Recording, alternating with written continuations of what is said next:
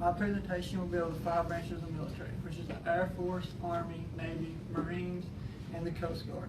I'm just going to give you a little information about each one of them. Alright, we'll start with the Air Force. The Air Force is the most recently established branch of the military and was officially established as a separate branch in 1947.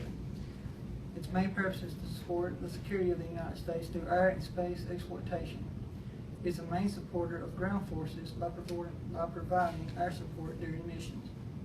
The Air Force has 2 reserve components, the Air National Guard and the Air Force Reserves.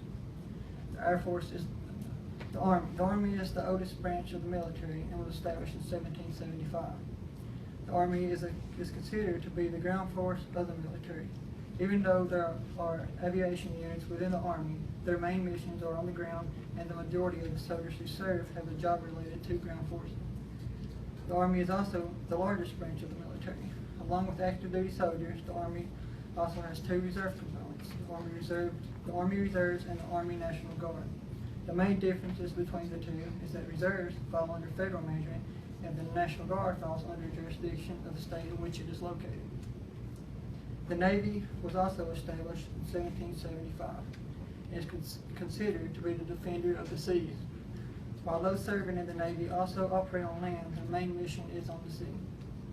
The Navy is also a main supporter of the Air Force in providing Air Force carriers for transporting aircraft and providing a runway at sea for aircraft.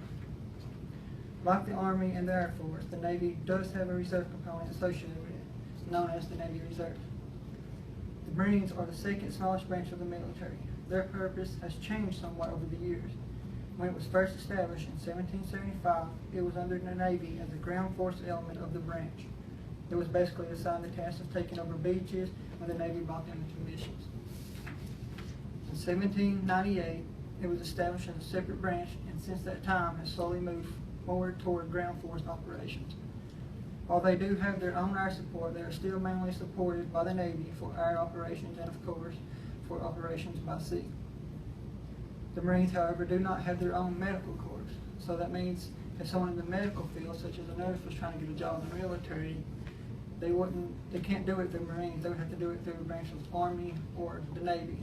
The Marines are supported by the Navy Medical Corps, and there is not a Marine Corps National Guard, but there is a Marine Corps Reserve unit. The Coast Guard is the most forgotten branch of military service in many circumstances. While also being the smallest branch, many people do not realize that the Coast Guard is a separate branch with active duty military members. The Coast Guard was originally established in 1790 and has undergone several changes as to the department it falls under within the government, including the Treasury Department and the Department of Transportation. In 2002, the Coast Guard was moved to fall under the Department of Homeland Security. If the need arises, it can be called to missions under the Department of the Navy. The Coast Guard's primary purpose is to control illegal immigration by sea and conduct sea rescues. The Coast Guard also has a reserve component known as the Coast Guard Reserves. This is the symbols for each branch of the Air Force, the Army, the Navy, the United States Marine Corps, and the Coast Guard. And this is the steps to enlist.